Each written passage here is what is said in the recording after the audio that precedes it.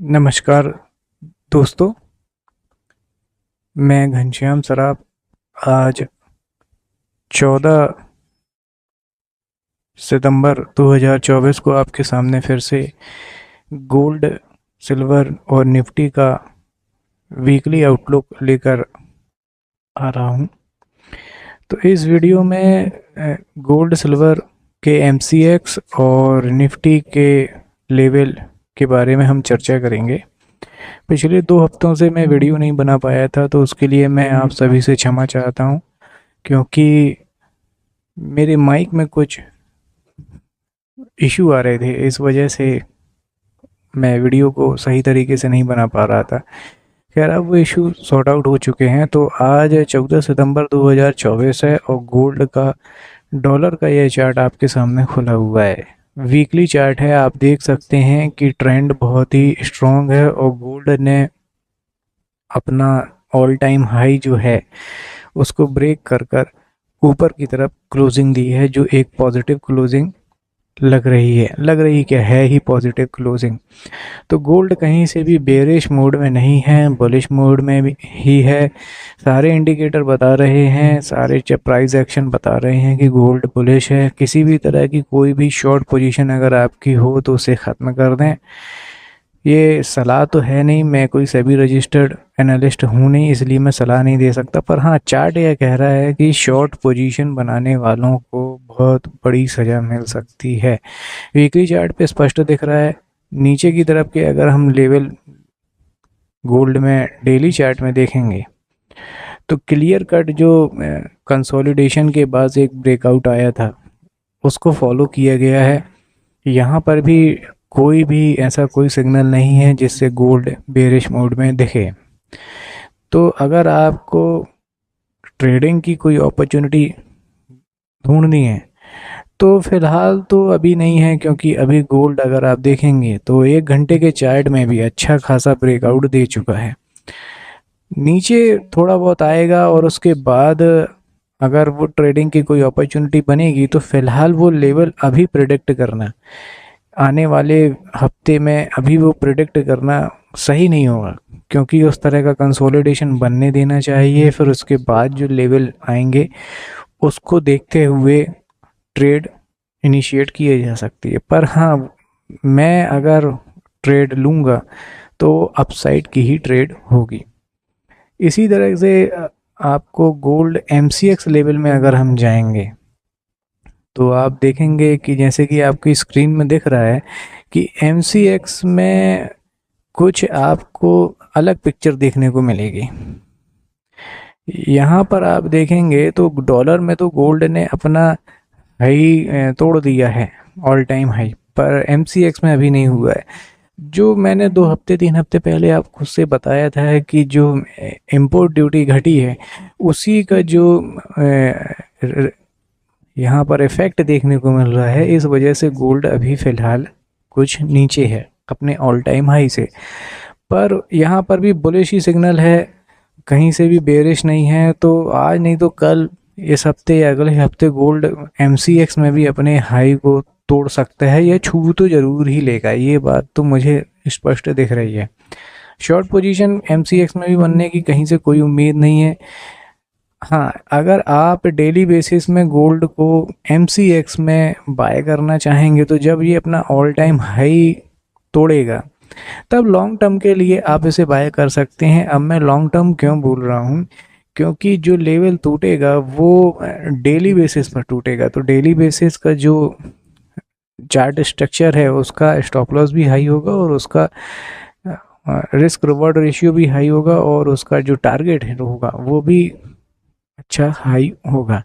एक general thought के लिए अगर टारगेट देखना भी चाहें हम, तो अगर गोल्ड अपना ऑल टाइम हाई यहाँ से तोड़ता है तो जो एमसीएक्स के लेवल में अगला होगा वो 79,000 का जो लेवल होगा वो देखने को हमें मिल सकता है। पर अभी ये कहना जल्दी होगा कि गोल्ड इस लेवल को तोड़ेगा कि नहीं तोड़ेगा, क्योंकि अभी थोड़ा सा दूर है और कंसोलिडेशन यहाँ पर ऑल टाइम हाई पे जाकर हो सकता है। हाँ, पर स्ट्रेंथ बनती दिख रही है एमसीएक्स में। तो शॉर्ट पोजीशन के लिए संभल कर तैयारी करें। सिल्वर में आ जाते हैं। सिल्वर में अगर हम डॉलर पर रहेंगे तो सिल्वर अभी भी कंसोलिडेशन फेस में है। अगर आप देखेंगे कि तो सिल्वर डॉलर में $26.50 से $32.50 की जो रेंज है, जो मैंने 2 हफ्ते 3 हफ्ते पहले आपको बताई थी, उसी रेंज में ये अभी भी चल रही है। तो सिल्वर में आप कंसोलिडेशन की उम्मीद कर सकते हैं। जब कंसोलिडेशन होगा और मार्केट मूवमेंट भी होगा, तो क्योंकि सिल्वर वोलेटाइल बहुत ज़्यादा होती है, तो आपको यहाँ पे बड़े प्राइस मूव देखने को मिलेंगे। अब हम डेली चार्ट पे भी आ जाते हैं तो वही लेवल इंटैक्ट हैं। सिल्वर बीचों बीच खड़ी हुई है। जब ऊपर की तरफ $32.50 का ये लेवल टूटेगा और नीचे की तरफ $26.50 का ये लेवल टूटेगा, तब जाकर कुछ हम कह सकते हैं कि कोई ट्रेंड बनेगा। आप ये ट्रेंड लाइन देख रहे होंगे, ये ट्रेंड लाइन को आप ज़्यादा सीरियसली ना लें, क्योंकि इसका टारगेट सिर्फ यहीं तक हो सकता है, $32.50 तक। तो अगर आपने यहाँ पर कोई ट्रेड बनाई होगी तो वहाँ पर आप प्रॉफिट बुक कर सकते हैं। ठीक है, अब सिल्वर में डेली बेसिस में स्ट्रेंथ बन रही है, समय लगेगा। जैसे ही स्ट्रेंथ बनेगी तो सिल्वर भी अपने नए हाई को छू सकती है। अब MCX लेवल में भी सेम चार्ट पैटर्न है, चाहे आप वीकली देख लें चाहे आप डेली देख लें, यही हो रहा है। बड़ी कैंडल्स बन रही हैं क्योंकि वोलेटिलिटी बढ़ रही है और अब सिल्वर यहाँ से पॉजिटिव मोमेंटम दिखा रही है। तो कोई भी ट्रेड करें, ऊपर की तरफ 95,000 94,000 का टारगेट लेकर आप चल सकते हैं। सलाह नहीं है, डिस्क्लेमर है, ये स्टैंडर्ड डिस्क्लेमर है। ट्रेड करने से पहले अपने फाइनेंशियल एडवाइज़र की सलाह ज़रूर लें। तो ये 2 लेवल हैं जो चार्ट के हिसाब से हमें देखने को मिल सकते हैं। अब आते हैं निफ्टी पर। देखिए, निफ्टी में जैसे मैं पहले भी बोल चुका हूँ आपसे कि मैं निफ्टी में कहीं से भी बेयरिश नहीं हूँ, तो और वही आपके सामने होता दिख रहा है। अगर आप देखेंगे वीकली चार्ट में, तो निफ्टी अपने ऑल टाइम हाई को फिर से ब्रीच किया है। तो अब जो लोग बोल रहे थे कि देखिए निफ्टी महंगा हो गया, हालांकि निफ्टी महंगा है। जो लोग ये बात बोल रहे हैं कि निफ्टी महंगा, बाजार महंगा हो गया, ये बात सही है। पर अब जब लिक्विडिटी आती है, तो जब भाव तेज रहता है, तो आप भाव के खिलाफ तैरना बेवकूफ़ी है। तो शॉर्ट पोजीशन बिल्कुल सोचें भी ना निफ्टी में। तो वीकली बेसिस में भी आप देख रहे हैं, डेली बेसिस में भी आप देख रहे हैं। आप देखिए, ये सेकंड वेव थी, अब यहाँ से थर्ड वेव शुरू होने वाली है। तो अब नए लेवल आएंगे निफ्टी के, तो वो बहुत ही ऊंचाई के होंगे। चाहे तो आप यहाँ पर अगर आप फिबोनाची लगाएंगे तो आपको ये भी देखने को मिल जाएगा। अगला लेवल जो है निफ्टी का, वो 25,800 के लगभग का है। 25,300-400 तो देखने को हमें मिल ही गया है इसी हफ्ते। तो अगला लेवल हमें ये देखने को मिल सकता है। तो शॉर्ट पोजीशन कहीं से ना बनाए। हाँ, यहाँ पर आपको एक, जो पिछले शुक्रवार को ही, हाँ जी, कल की ही डेट में आपको कल या परसों की डेट में आपको एक मौका मिला था, जब निफ्टी ने ये कंसोलिडेशन तोड़ा था यहाँ से और ऊपर की तरफ गया था। तब यहाँ पर आप एक लॉन्ग पोजीशन बना सकते थे जो यहाँ तक आ सकती थी। अब हालांकि ये ऑल टाइम हाई टच हो चुका है, यहाँ पर थोड़ा सा निफ्टी कंसोलिडेट होगा। कोई ट्रिगर होता है तो निफ्टी यहाँ से ऊपर ज़रूर जाएगा। नीचे की तरफ आने में कोई मेजर ट्रिगर की ज़रूरत है, अभी तो लग नहीं रहा है कि आने वाला है। अब हम आ जाते हैं बैंक निफ्टी में। बैंक निफ्टी का सिनेरियो निफ्टी से थोड़ा सा अलग है। अगर आप वीकली चार्ट देखेंगे तो आपको स्पष्ट समझ में आ जाएगा कि बैंक निफ्टी के साथ उतना पार्टिसिपेट नहीं कर रहा है रैली में। बैंक जिस तरीके की तेज़ी बैंक निफ्टी दिखा रही है, बैंक निफ्टी उस तरीके की तेज़ी नहीं दिखा रहा है। अभी भी देखिए, बैंक निफ्टी सुस्त चाल दिखा रहा है वीकली बेसिस में। और डेली बेसिस में भी अगर हम देखेंगे तो आप देखेंगे एक ब्रेकआउट आया है, पर ट्रेंड जो है वो, उसमें ताकत कम लग रही है।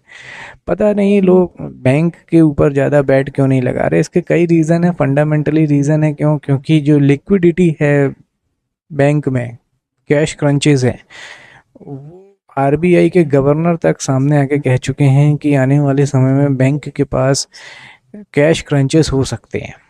देखिए, ये फंडामेंटल रीज़न है, इसको डिस्कस यहाँ पर छोटे वीडियो में नहीं किया जा सकता, पर हाँ इसका असर मार्केट में साफ साफ दिख रहा है।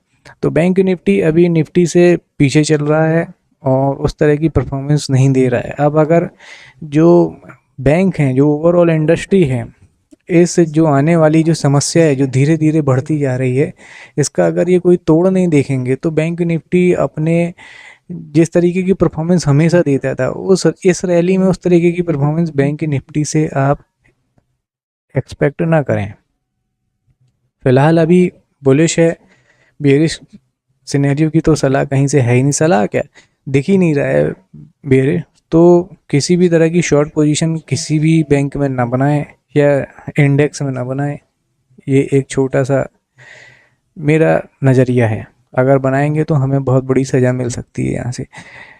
तो ओवरऑल सिनेरियो इक्विटी मार्केट में बुलिश है, कमोडिटीज़ मार्केट में धीरे धीरे बुलिश होता जा रहा है। सिल्वर को छोड़कर सिल्वर धीरे से परफॉर्मेंस देने वाला है अपना, गोल्ड ऑल टाइम हाई पर है।